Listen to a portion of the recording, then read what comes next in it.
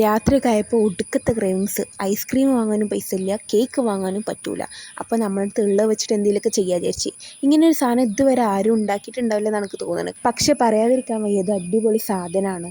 ഇത് പരീക്ഷണാർത്ഥം ഉണ്ടാക്കിയത് കൊണ്ട് തന്നെ ഞാൻ ഒരു ബ്രെഡ് എടുത്തുള്ളൂ. അതിലേക്ക് എന്നിട്ട് കുറച്ച് പാലൊഴിച്ചിട്ട് സോക്ക് ചെയ്ത് എന്നൊക്കെ പറയണ അങ്ങനെ.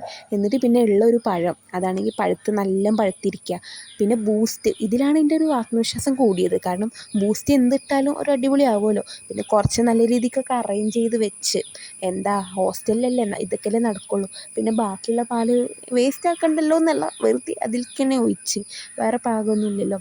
പിന്നെയും കുറച്ചും കൂടി പൊടി നമ്മൾ ഇട്ട്, ഇതൊരു ഡെസേർട്ടായിട്ടാണ് ഞാൻ ഉദ്ദേശിച്ചതെങ്കിലും ഇത് വേറെ എന്തോ ആയി. ഞാൻ പിന്നെ ഒരു പൊടിക്കൈക്ക് ഒരു കുറച്ച് പീനട്ട് ബട്ടറും കൂടി എടുത്തിരുന്നു. പക്ഷെ പറയാതിരിക്കാൻ വയ്യ ഗൈസ്, അടിപൊളി സാധനമായിരുന്നു. മസ്റ്റ് ട്രൈ ആണ്. ഹോസ്റ്റലിലുള്ളവർക്കൊക്കെ എന്തായാലും ട്രൈ ചെയ്യാം.